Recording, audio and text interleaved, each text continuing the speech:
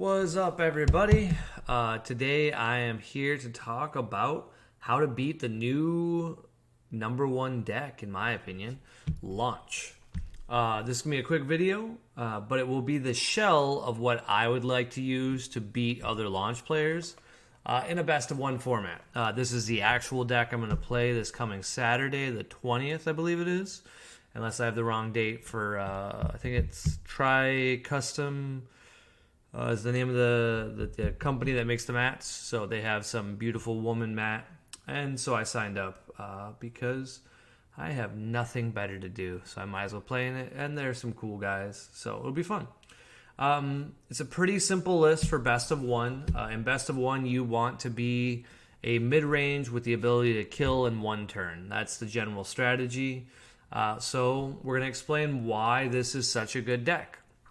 The important part is the name of the deck. That is what gives decks power. If you don't name a deck properly, it doesn't be able to destroy anything. In this case, it is Bulma, Betrayer of Launch. It's a fitting name. If you don't know why, well, then you probably don't know a lot about Dragon Ball. But the reason why this is so good is Launch is a very weird archetype. It only gains card advantage in combat. So decks that run negates and that focus on skipping combat when it's not beneficial to them, it's actually quite bad to play against. And so this is a quick and easy way to win. There's other leaders out there. You could always play your red Frieza and your... I have no idea else what. I guess Baby? Blue Baby? I feel like Blue Baby still likes to do combat, so that's less good of an option. Any leader like Android 17, but any leader who doesn't require attacking. A Victory Strike deck sounds great. Like, you don't need to attack. You can just kind of chill out a little bit. And so they don't get to arrival on on their turn. That's kind of the big thing, is you don't want your opponent to arrive at the wrong time. That's what makes Launch so good, is that each turn you're basically having all of your energy. So by turn 2, it's as if you're playing 2 turns in a row. It's a little too good. I'd like to see the super combo get banned or errated or something, but until it does, that's what you can do, and that's why Launch is such a very, very powerful deck. Bulma will let us kind of abuse her ability. She's going to draw a card every turn. Drawing a card while being out of combat is very good.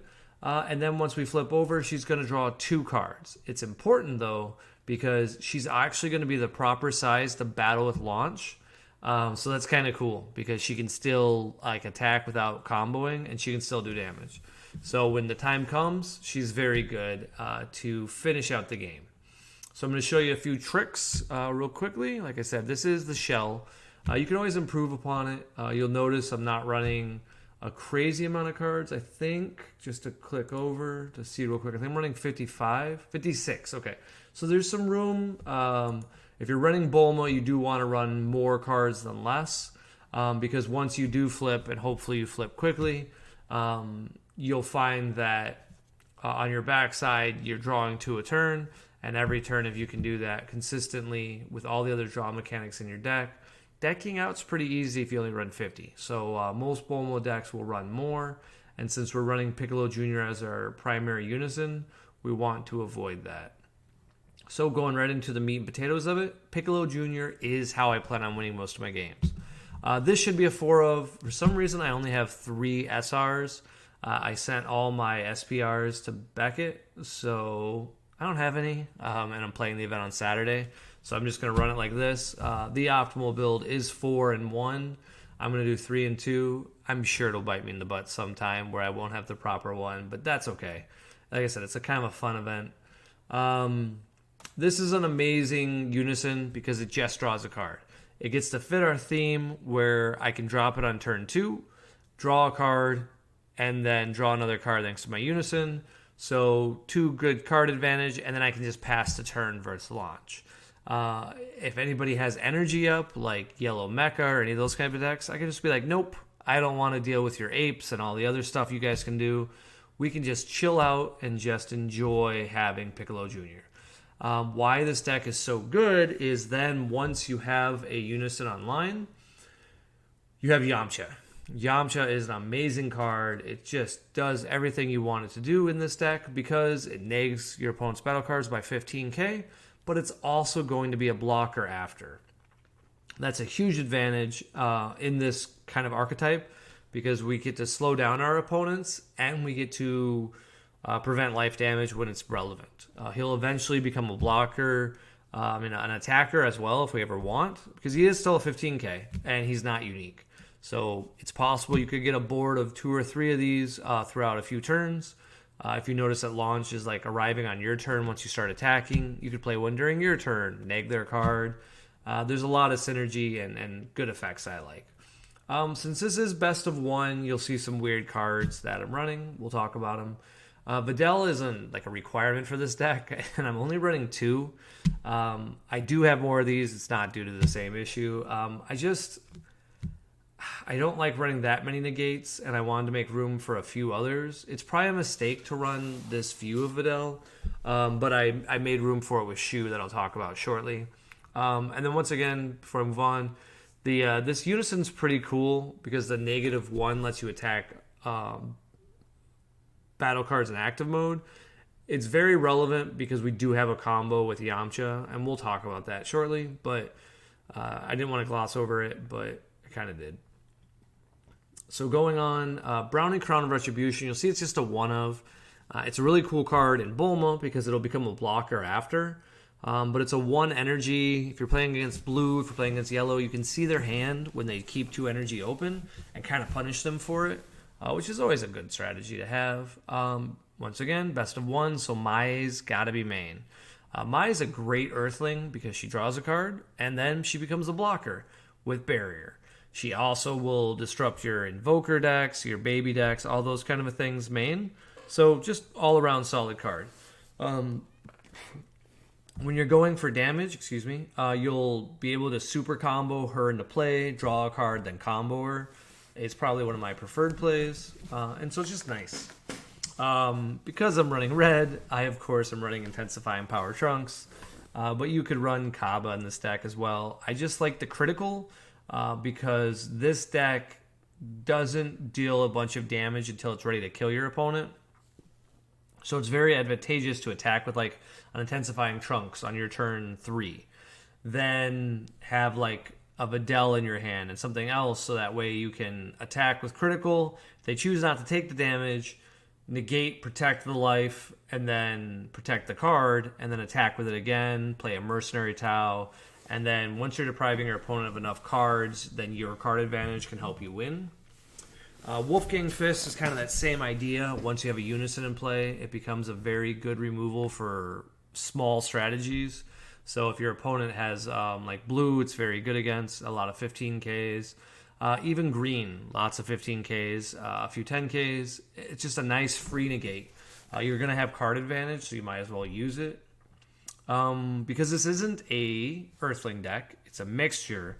We don't run 4 Bulmas, we only run 2, and we split the 2 with Raditz. I mean, Paragus Super Combo is pretty good.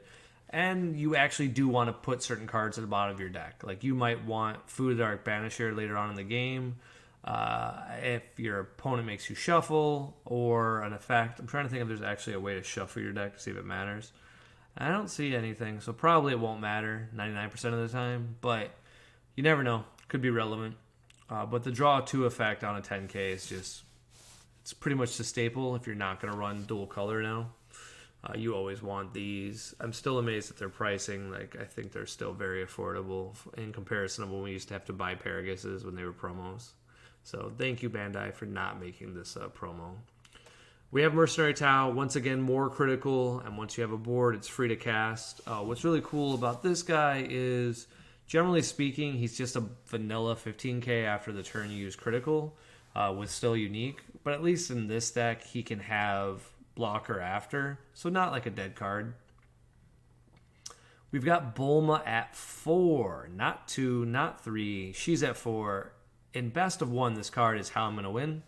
If you're watching this video, hopefully it's after the tournament because you'll know it's coming. But it's just all-around solid card. You're purposely going to put cards like Videl out. You're going to put Mai out, Shu out. Just anything that's an earthling that you can. You're purposely going to attack sometimes with intensifying trunks into like a dormant potential, just so they blow it up and they discard a card, and you'll be excited about it because you'll Bulma back in, let's say, a Mai. It just lets you have advantage overall, and she's a blocker. The blocker is very relevant. I would put more Earthlings in this deck if it was a best of 3 event, but the explosive power of her is fine. And I'm going to charge extra. So you just need one in your hand so you can play this Yamcha here when you're ready for it. And we're going to talk about that kind of at the end. Your other good card is, of course, Vegeta Resolve Renewed. It's a Denial of Hope, but you have to have 3 energy for it. Otherwise, it would cost 3, so you couldn't cast it. But it's just a 1 energy. You get to kill a 15k or less. Like I said, best of 1, so that matters. There's a fair amount of cards that it hits. Against launch, ironically, less good because most of the cards are above 15k.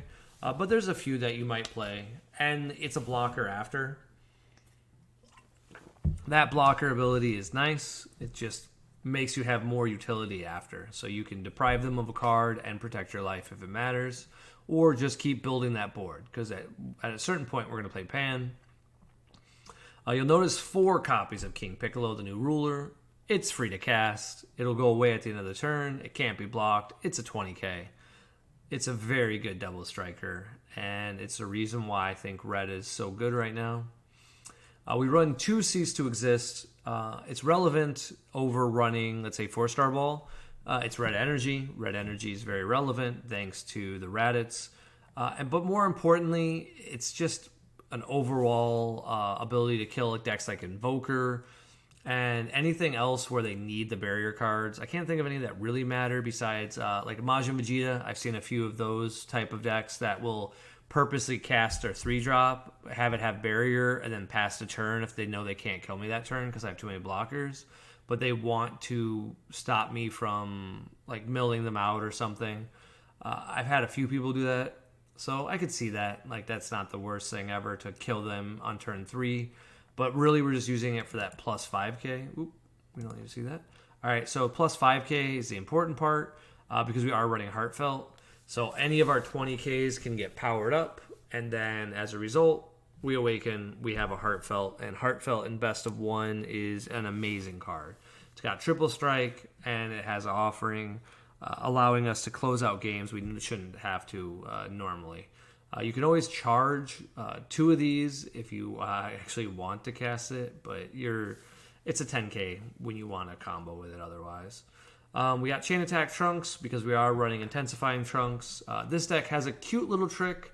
You can go turn 1 Intensifying Trunks, turn 2 like a Piccolo, and then just keep drawing cards. Turn 3, I think it is, we can play a 1-drop Brawly, and then had used a Yamcha during their turn, allowing us to chain attack into the Intensifying Trunks. We've already discarded like a Majin Buu. No, we've discarded a Pan. That's what it is. You can discard the Pan and then play the Majin Buu off chain attack, and then you just have this giant board. It doesn't really do a lot in like turn 3, but like turn 4 and 5, that's the trick, right? You're just gonna sequence it like that, where you chain into Majin Buu and get back Fearless Pan, and it's just a really nice play. I should be running 2 Fearless Pans, but once again, I can't find mine. Like I know I own 4. I know I own Judge copies. I own a level 2 somewhere. It's just no clue right now. My house is a mess. So we're just running 1, and we will probably regret it for this best of 1 tournament. You'll notice only 2 Topo. I don't like Topo in the current environment. I don't know about you guys, but I feel like Topo has been really rough in my builds. It's probably not going to be in my launch builds anymore, and I will probably go back to Videl. That being said, it's still good in best of 1. I might want it on occasion. It's a 20k, very relevant amount of attack power. Its ability is very good, locking out an opponent's turn. And because Bulma can draw 2, I can afford the cost a little bit more. It does set up some of our combos. Like I said, with Topo, we can, discard Yamcha without ever being in combat, which is nice because now we have it online for the Bulma trick. And so I like that a lot. You'll notice everybody's favorite SCR is, of course, in the deck. If you have them, you got to run Supreme Kai. You could run Frieza in this deck, but why would you? I mean, Supreme Kai just closes out games. Dark Banisher Fu is the primary overwhelm target. Your turn 4 is when you're going to win. So hopefully on turns 2 and 3, you're just going to be kind of building small resources advantage. And then on turn 4, you're going to drop a Fu, a Mercenary Tau, and maybe like use Bulma's effect to play like a few intensifying trunks. Overwhelm, awaken your leader, have 2 more energy open, and then just drop, like a King Piccolo with some 10Ks. That would kind of be the dream hand. Or evolve, chain attack, and stuff like that. It's very easy to kind of run away on turn 4. And then we, of course, have Shu because you're going to play against Shenron in best of 1, or those kind of decks that you don't have answers for. You have to be like, all right, I can't kill you, you can't kill me because I have so much utility. Let's just drop Fu, win the game. It's a great SCR type effect. The only other trick that I didn't really talk about that is relevant is your Yamcha and Vegeta interaction. When you have the combination of the two of them, sometimes it's worth playing. Like I said, this does kill your opponent's battle cards that are 5k or less. So if you're playing against Vegex or anything that plays a lot of weenies, to include launch, some builds are running like 5k blockers and whatnot. You're just going to drop this guy down. He gets bigger every time he attacks. But it's going to let you play Yamcha at some point off the Bulma Bunny Girl because you get to play an Earthling for free, which, of course, Yamcha is. When you do, you'll neg 1 and you'll choose that battle card to get a plus 5k. So it'll be a 35k. And now when it KOs your opponent's battle card, it'll get triple attack and another 10k. So this will be a 35k. It'll attack your opponent's battle card. If it's tiny, you know that they'll have to devote a bunch of resources to kill it. And if they don't, now it's a 45k and it has triple strike. So this is kind of your how to end the game combo with Bulma and all these interactions. It's very situational, obviously, but that's what best of 1 is, right? Like who draws better, who has more super combos. You're going to see you have a lot of ability to draw out this deck while not dying. That's the big thing, I feel like, currently. If you want to beat launch, you need to make the game go later, so that way they're drawing a few extra cards from their deck just on their turns, charging them, and they're not really doing anything with their energy. And this deck will definitely let you do that. And then probably, like I said, on turn 4, we'll begin the turn if they've tapped out on their turn with a Dark Banisher Fu on 4 or 5, and then just start a bunch of attacks. So that way if they combo, if they flip, any activity, now Fu will shut them out of the game. And it will take a lot of resources for them to kill it. If you figure it'll take 3 arrivals to kill this card, which is 6 cards from their hand, this is a great answer to a lot of different builds of launch. The negative is most of us know how to play around Dark Banisher Fu if we're playing the deck, but I'm kind of hoping in a best of 1 event most people won't. But that's it. That's what I'm going to try to run this weekend, and hopefully you guys will see I get the champion mat. We'll find out what I'm missing next time I make a video. So good luck, guys. Enjoy your weekend, and I don't think I'll have another video up before the main event. But I will leave you with a little quick tip. I noticed some people talking about the webcam events. I know we're all disappointed that the same cheater basically has been in 2 events now, so that's unfortunate. He hasn't gotten any prizing, but he still ruins the event a little bit. One of the things people mentioned was that they don't know how many cards are in your opponent's hand. And so as a quick thing, this is what I've been doing in all my matches. It's helped a lot, and I recommend my opponent do it as well. It keeps a lot of time out. You put 2 dice down. I chose orange dice to show you. Bad example, but it'll work. You just put them down in front of you, and then you ask your opponent at the start of the game how many cards are in their hand. They say 6. That's the correct amount. Then, if they're on the play, you know they don't add any cards. You tell them, and you ask them, whenever you put a card in your hand or take it out, please declare it.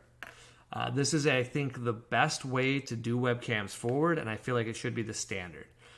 Because, if you're playing launch, it gets very confusing. Like, down a card to up a card, no change. Flip, up a card. Well, now that your opponent can keep track of your life and also keeping track of the cards in your hand, it's a little bit better. So people that are doing shady stuff can't get tracked. I'm sure someone's going to be like, oh, there's, if they do that, then how do you know? I don't know.